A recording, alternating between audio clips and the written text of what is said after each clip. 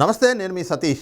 ఆంధ్రప్రదేశ్లో ఎన్నికలు సమీపిస్తున్నటువంటి వేళ ఒక కొత్త రాజకీయ పార్టీ పుట్టుకొచ్చింది. దానిపైనే ఏపీ రాజకీయ వర్గాల్లో కూడా చాలా ఆసక్తికరమైనటువంటి చర్చలు జరుగుతూ ఉన్నాయి. ఆ క్రమంలోనే రాజకీయ విశ్లేషకుల నుంచి, అలాగే ప్రతిపక్షాల నుంచి, ప్రజా సంఘాల నుంచి కూడా కొన్ని ప్రశ్నలు ఉత్పన్నమవుతా ఉన్నాయి. కొన్ని అభిప్రాయాలు కూడా, కొన్ని అనుమానాలు కూడా వ్యక్తమవుతా ఉన్నాయి. మరి ఏమిటి ఆ రాజకీయ పార్టీ, ఎవరు పెట్టింది అని చూస్తే, ఆ పార్టీ స్థాపించింది, ప్రకటించింది మరెవరో కూడా కాదు, సిబిఐ మాజీ జేడీ, అంటే సిబిఐ మాజీ జాయింట్ డైరెక్టర్ వివి లక్ష్మీనారాయణ గారు. ఆయన జై భారత్ నేషనలిస్ట్ పార్టీ పేరుతోటి ఒక పార్టీని స్థాపించారు, అధికారికంగా ప్రకటించారు. అయితే ఇప్పుడు అసలు జేడీ లక్ష్మీనారాయణ గారు ఇంత హఠాత్తుగా పార్టీ ప్రకటించాల్సినటువంటి అవసరం ఏం వచ్చింది అనేటువంటి అంశాలు పైన కొన్ని చర్చలు జరుగుతూ ఉన్నాయి, కొన్ని అనుమానాలు వ్యక్తమవుతూ ఉన్నాయి. దాంట్లో ప్రధానమైనటువంటి చర్చ ఏమిటి అంటే, ఆంధ్రప్రదేశ్లో అసలు ఎక్కడా కూడా ఇప్పుడున్నటువంటి పరిస్థితుల్లో, ఎందుకంటే 4.5 ఏళ్లుగా జగన్మోహన్ రెడ్డి గారి పరిపాలన తర్వాత ఒక వింత పరిస్థితి అయితే ఆంధ్రప్రదేశ్లో చోటు చేసుకుంది. మరి ఇలాంటి సమయంలో ప్రతిపక్షాలు కూడా ప్రజల్ని చైతన్యపరచడమో, లేదంటే అలాంటి పరిస్థితులపైన ప్రజలు కొంత భయకంపితమైనటువంటి పరిస్థితుల్లో ఉన్నప్పుడు ఆ పరిణామాల నుంచి వాళ్ళని బయటకు పడేసేందుకు ప్రతిపక్షాలు ముందుకు వెళ్ళి ప్రజల్లో చైతన్యం నింపి వాళ్ళకి మనోధైర్యాన్ని ఇచ్చి, ఈ రోజున ఆ పరిస్థితులన్నింటినీ కూడా అధిగమించి ప్రజలు స్వచ్ఛందంగా బయటకు వచ్చి ఆ భయాన్ని కోల్పోయి, భయాన్ని వదిలేసి ధైర్యంగా మాట్లాడేటువంటి కొంత పరిస్థితులను అయితే మార్పు తేగలిగారు. ఈ క్రమంలోనే రేపు రాబోయేటువంటి ఎన్నికల్లో తెలుగుదేశం, జనసేనలు ఈ రెండు కూడా పొత్తులో కలిసి వెళ్ళబోతా ఉన్నాయి. కాబట్టి ప్రజలు ఒక కృతనిశ్చయానికి వచ్చేశారు అనేటువంటి అభిప్రాయాలు కూడా వ్యక్తమవుతా ఉన్నాయి. ఏంటి అంటే, రేపు జగన్మోహన్ రెడ్డికి రాజకీయ సమాధి కట్టడం ఖాయం అక్కడ ఉన్నటువంటి ప్రజలు. అలాగే తెలుగుదేశం, జనసేనల కలయిక, అంటే ఆ పొత్తు ఏదైతే రేపు ఎన్నికల్లో బరిలోకి రాబోతుందో వాళ్ళకి ఖచ్చితంగా ఏదైతే గద్దెనెక్కిస్తారు, వాళ్ళకి అధికారాన్ని కట్టబెడతారు. ఇది ప్రజల కృతనిశ్చయం, వాళ్ళు ఆ నిర్ణయానికి వచ్చేశారు అనేటువంటి ఒక అభిప్రాయాలు ఒక స్పష్టంగా వ్యక్తమవుతున్నాయి. ఈ క్రమంలో అక్కడ ఒక రాజకీయ పార్టీ, ఇంకో కొత్త పార్టీ పుట్టుకొచ్చేటువంటి వాక్యూమ్, అంటే ఆ స్పేస్ ఎక్కడా లేదు. అయినా కూడా ఈ రోజున లక్ష్మీనారాయణ గారు ఒక పార్టీని స్థాపించటం, దీని వెనకాతల కుట్రలు ఏమైనా ఉన్నాయా అనేటువంటి అనుమానాలు కలుగుతూ ఉన్నాయి. ఏమిటా కుట్రలు, ఏ విధమైనటువంటి కుట్రలు ఉండేటువంటి అవకాశం ఉంది అంటే, దానిపైన జరుగుతున్నటువంటి ప్రచారాలు కూడా ఒకసారి చూస్తే, గతంలో 2009 ఎన్నికల సమయంలో అప్పటి రాజకీయ పరిణామాలని ఇప్పుడు చర్చలోకి వస్తూ ఉన్నాయి. అవి ముఖ్యంగా ఆ రోజున వైఎస్ రాజశేఖర రెడ్డి ముఖ్యమంత్రిగా 2004 to 2009 ఉన్నటువంటి సమయంలో 2009 ఎన్నికల్లో కాంగ్రెస్ పార్టీ ఓటమి చవి చూడబోతోంది అనేటువంటి పరిస్థితులు ఏర్పడ్డాయి. ఈ క్రమంలోనే అప్పుడు రాజశేఖర రెడ్డి ముఖ్యమంత్రిగా ఉంటూ కాంగ్రెస్ పార్టీ అధికారంలో ఉన్నప్పుడు ఆయన కొన్ని కుట్రలు చేశారనో, లేదంటే కొన్ని వ్యూహాలు చేసి, ఆ వ్యూహాల్లోనూ ఆ కుట్రల్లో భాగంగానూ చిరంజీవి గారితో ప్రజారాజ్యం పెట్టించారు అని, at the same time Loksatta party, Jayaprakash Narayana గారు పెట్టినటువంటి లోక్సత్తా పార్టీ, దాన్ని కూడా ఏదైతే ప్రభుత్వ వ్యతిరేక ఓటును చీల్చడానికి, అంటే ప్రతిపక్షాలకు ఆ ఓట్లు వెళ్లకుండా అవి చీలిక జరిగే విధంగా ఈ రెండు పార్టీలని పెట్టించారు. ఆ తర్వాత మళ్ళీ చిరంజీవి గారి పార్టీ కాంగ్రెస్ పార్టీలో విలీనమయ్యేలాగా కూడా రాజశేఖర రెడ్డి గారే కొన్ని పావులు కదపడం చూసిన తర్వాత ఈ రకమైనటువంటి అభిప్రాయాలు వ్యక్తమవుతూ ఉన్నాయి.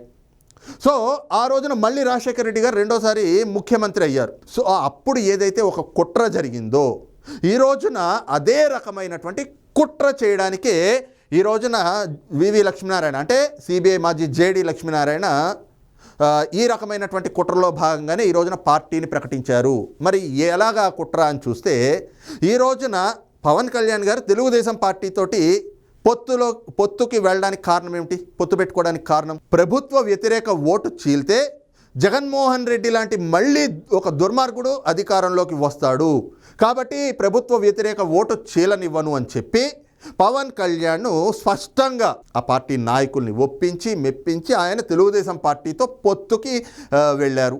ఈ క్రమంలోనే ఆ రెండు పార్టీలు పొత్తు పెట్టుకున్నాయి. వాళ్ళు ఒక మంచి నిర్ణయంతో ప్రజలకి మంచి పాలన అందించాలి అంటే జగన్మోహన్ రెడ్డి లాంటి పేడ విరగడవ్వాలి అని చెప్తూ వాళ్ళిద్దరూ కూడా పొత్తుతోటి ముందుకు వెళ్ళబోతున్నామని, ప్రభుత్వ వ్యతిరేక ఓటు చీలనివ్వము అని చెప్పి ఒక స్పష్టతనిచ్చారు. మరి ఇంకా అక్కడ వాక్యూమ్ ఏముంది, ఇంకా ప్రధానమైనటువంటి పార్టీలు ఏమున్నాయి? ఇంకేమీ లేనటువంటి క్రమంలో ఈ రోజున బీజేపీ ఉంది, వాస్తవమే, ఎస్ ఒప్పుకోవాలి. కానీ పవన్ కళ్యాణ్ గారు ఆల్రెడీ ఎన్డీఏలో భాగస్వామిగా ఉన్నారు. అట్ ద సేమ్ టైం ఆయన ప్రతిసారి చెప్తా ఉన్నారు, ఏదైతే మేము ఈ పొత్తు వెళ్తా ఉన్నామో బీజేపీ అధినాయకత్వం అంటే కేంద్ర నాయకత్వం కూడా ఈ పొత్తుకి ఎక్కడ విఘాతం కలిగించకుండా, ఇబ్బంది కలిగించకుండా సహకరిస్తుందని మేము భావిస్తున్నాం, దానిపైన చర్చలు కూడా జరుపుతాము అని చెప్పి పవన్ కళ్యాణ్ గారు చెప్తా ఉన్నారు. సో ఇలాంటి క్రమంలో అక్కడ పొలిటికల్ వాక్యూమ్ లేని చోట లక్ష్మీనారాయణ గారు పార్టీ పెట్టి ఏం సాధించాలనుకుంటున్నారు అంటే ప్రభుత్వ వ్యతిరేక ఓటు ఏదైతే ఉందో దాన్ని చీల్చేటువంటి ఒక కుట్రలో భాగంగానే ఈ రోజున ఆయన పార్టీని ప్రకటించారు అనేటువంటి కొన్ని అనుమానాలు, అభిప్రాయాలు కూడా వ్యక్తమవుతా ఉన్నాయి. లేదంటే అసలు అక్కడ వాక్యూమ్ లేని చోట ఆయన పార్టీ ఎందుకు పెట్టాలి? అంది ప్రజల నుంచి కానీ రాజకీయ విశ్లేషకుల నుంచి కానీ ఎదురవుతున్నటువంటి ప్రశ్నలు, అనుమానాలు.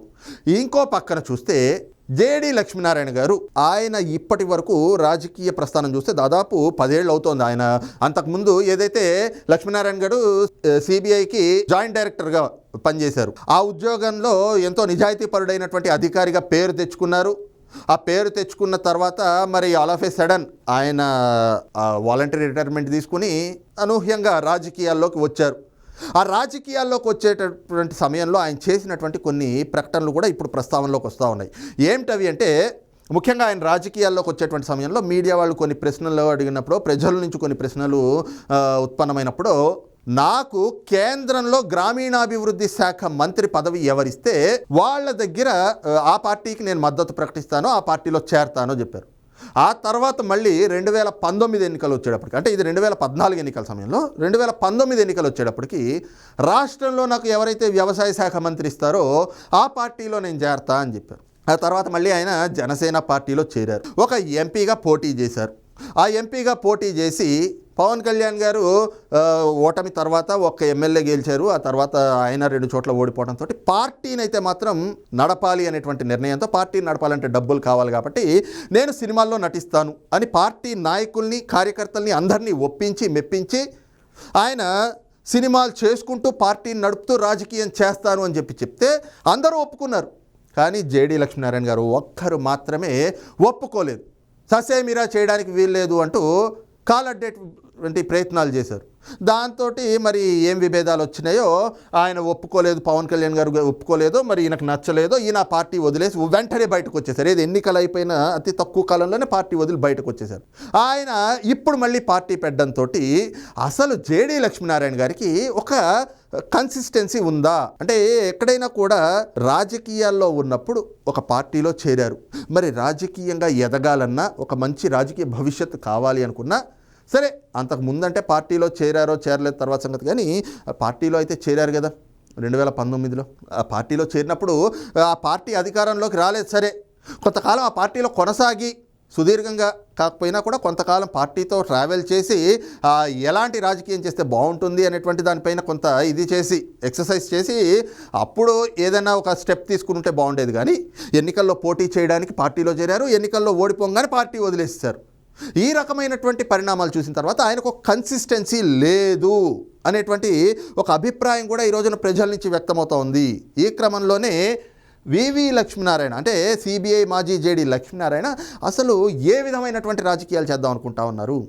వాస్తవానికి ఆయన మోటివేషనల్ స్పీకర్ అనేటువంటి పేరు ఉంది, మంచి నిజాయితీ కలిగినటువంటి అధికారి అన్నటువంటి పేరు కూడా ఉంది. మరి కానీ రాజకీయంగా మాత్రం ఒక పరిపక్వత లేదు, ఆయనకు ఒక కన్సిస్టెన్సీ లేదు అన్నటువంటి ఒక అభిప్రాయం అయితే కనుక ప్రజల్లో పడిపోయింది. ఇక అదే సమయంలో నిన్న ఆయన పార్టీ ప్రకటన సమయంలో ఒక మోటివేషనల్ స్పీకరు, మంచి వాగ్దాటి కలిగినటువంటి వ్యక్తి, అలాగే ఒక మంచి ఆలోచనలు, ఎందుకంటే సీనియర్ ఐపీఎస్గా పనిచేసి ఉన్నారు, నిజాయితీపరుడైనటువంటి అధికారిగా ఉన్నారు కాబట్టి ప్రజలకు మేలు చేసే విధంగా ఆయన ఏమైనా ప్రకటనలు చేస్తారా, ఈ రకమైనటువంటి ఎన్నో చర్చలు జరుగుతున్నటువంటి క్రమంలో నిన్న ఆయన పార్టీ ప్రకటించేటువంటి సమయంలో ఆయన వ్యవహరించినటువంటి తీరు, ఆయన చేసినటువంటి వ్యాఖ్యలపైన కూడా ఈ రోజున కొంత ప్రజల్లో కూడా వ్యతిరేకత, అంటే మరి అంత సానుకూలత అయితే కనిపించట్లేదు, ప్రతికూలతే కనిపిస్తోంది. కారణం ఏమిటి అంటే నిన్న ఆయన పార్టీ ప్రకటించేటువంటి క్రమంలో తాను ఏం చేస్తాడు ప్రజలకి అవి చెప్తూనే, అసలు మరి 4.5 ఏళ్ల నుంచి ఆంధ్రప్రదేశ్ని నాశనం చేసింది జగన్మోహన్ రెడ్డి కదా, ఆయన ప్రభుత్వమే కదా, మరి ఆ ప్రభుత్వం మీద తమ పోరాటం ఏమిటి, ఎలాగ పోరాడతారు, అలాగే వాళ్ళు చేసినటువంటి తప్పిదాలు ఏమిటి అని చెప్పి జగన్మోహన్ రెడ్డి పేరు తీసుకుని చెప్పుంటే ప్రజలు కాస్త హర్షించేవాళ్ళేమో. అలాగే చంద్రబాబు నాయుడు గారు మంచోళ్ళు కాదు, పోనీ ఆ ప్రభుత్వం మంచిది కాదు, జగన్మోహన్ రెడ్డి ప్రభుత్వం మంచిది కాదు, ఏం చేశారు వాళ్ళు చేసిన తప్పిదాలేంటి? చంద్రబాబు నాయుడు గారు ఆయన ప్రభుత్వంలో ఉన్నప్పుడు రాష్ట్రానికి ఏం చేశారు, జగన్మోహన్ రెడ్డి అధికారంలోకి వచ్చిన తర్వాత ఈయన ఏం చేశాడు, వాటి వల్ల ఏం జరిగినాయి అనేటువంటిది ఒక పేరు తీసుకుని ధైర్యంగా చెప్పగలిగి ఉంటే, అరే ఒక మంచి ఏదైతే మంచి అధికారి, ఎంతో పరిణితి కలిగినటువంటి వ్యక్తిగా మాట్లాడుతున్నాడు, ఆయన ఒక మంచి ప్రకటనలు కూడా చేస్తూ ఉన్నాడు అని చెప్పి ప్రజల్లో కాస్త డైనమిక్ అధికారి కాబట్టి అలాంటి ఒక అభిప్రాయం కలిగేది. అవేమీ చేయకుండా ఒక ఫక్త్ రాజకీయ నాయకుల్లాగా ఏదో కాకమ్మ కబుర్లు చెప్పినట్లుగా ఆయన ఏవో మాట్లాడేసి అన్నిటికీ నాకు మీడియా ఉంది కదా అని చెప్పుకుంటూ రావడం చూస్తూ ఉంటే ఖచ్చితంగా ఇది కూడా ఇప్పటికే కొన్ని అనుమానాలు వ్యక్తమవుతున్నాయి. ఇందాక చెప్పుకున్నాం కదా, రాజశేఖర్ రెడ్డి గారు ఆ రోజున కుట్రలు చేశారు, అందులో భాగంగా చిరంజీవి గారు జయప్రకాష్ నారాయణ తోటి ఎలాగైతే పార్టీ పెట్టించారో, ఈ రోజున జేడి లక్ష్మీనారాయణని కూడా జగన్మోహన్ రెడ్డి గారి డైరెక్షన్లోనే ఈ పార్టీ పెట్టారా అనేటువంటి అనుమానాలు కలుగుతూ ఉన్నాయి. అట్ ద సేమ్ టైం ఆ పార్టీకి సంబంధించినటువంటి ఒక ఫోటో కూడా, అంటే ఆ మీటింగ్ సంబంధించినటువంటి ఇవి చూసినప్పుడు కూడా ఒక ఫోటో ఒకటి చక్కర్లు కొడుతూ ఉంది. అందులో కూడా ఏదైతే జేడి లక్ష్మీనారాయణ గారి భావజాలం, అంటే పార్టీ భావజాలం అంతా కూడా బీజేపీని అనుకరించే విధంగా ఉంది. అంటే దీని వెనకాతల జగన్మోహన్ రెడ్డి బీజేపీ తాలూకు కుట్ర ఉంది. దీనికి కారణం ఏమిటంటే తెలంగాణలో అక్కడ కాంగ్రెస్ అధికారంలోకి రావడానికి తెలుగుదేశం పార్టీ పోటీ చేయకపోయినా కూడా తెలుగుదేశం పార్టీ కొంత తెర వెనుక ఏదో చక్రం తిప్పింది. దాని మూలాన్నే ఈ రోజున కాంగ్రెస్కే తెలుగుదేశం పార్టీ సానుభూతి ఓట్లన్నీ కానీ సెటిలర్ల ఓట్లన్నీ కూడా కాంగ్రెస్కి పడ్డాయి. అంటే తెలుగుదేశం సానుభూతి ఓట్లు, కాంగ్రెస్ ఓట్లు, అదే సెటిలర్ల ఓట్లు అంటే అవి మరి మనం హైదరాబాద్లోనూ చూసాం కదా, అవన్నీ మ్యాక్సిమం బీఆర్ఎస్కే పడ్డాయి, బీజేపీకే పడ్డాయి. కాబట్టి తెలుగుదేశం సానుభూతి ఓట్లన్నీ కూడా బీజేపీకి పడకుండా కాంగ్రెస్కి పడ్డాయి అనేటువంటి ఒక ఆలోచనతో ఉన్నటువంటి భారతీయ జనతా పార్టీ అధినాయకత్వం దాన్ని ఇక్కడి నుంచి ఎక్కేసింది కూడా జగన్మోహన్ రెడ్డి వాళ్ళకి. ఇవన్నీ కూడా మోసుకెళ్ళి ఈ పరిణామాలు ఇట్లా చోటు చేసుకున్నాయని జగన్మోహన్ రెడ్డి ఎక్కేశాక బీజేపీ అలాగే ఇక్కడ జగన్మోహన్ రెడ్డి ఇద్దరూ కలిపి జేడీ లక్ష్మీనారాయణ తోటి తెర వెనుక నుంచి ఈ పార్టీ పెట్టించారు. ఇదంతా ఒక రాజకీయ కుట్ర అనేటువంటి కొన్ని అనుమానాలు, అభిప్రాయాలు కూడా ఈ రోజున రాజకీయ పండితుల నుంచి వ్యక్తమవుతున్న ఈ క్రమంలోనే ఏదైతే సిబిఐ మాజీ జాయింట్ డైరెక్టర్ వివి లక్ష్మీనారాయణ జై భారత్ నేషనలిస్ట్ పేరుతోటి ఒక పార్టీని ప్రకటించారో, ఆ పార్టీ అంతా కూడా కేవలం ఆ పార్టీ ప్రకటన అంతా కూడా ఒక కేడీ డైరెక్షన్లో జేడీ అనేటువంటి ఒక చర్చకైతే దారితీస్తూ ఉంది. మరి ఈ అంశంపైన మీ అభిప్రాయం ఏమిటి అన్నది కూడా కామెంట్ సెక్షన్లో మెన్షన్ చేయండి. Thank you.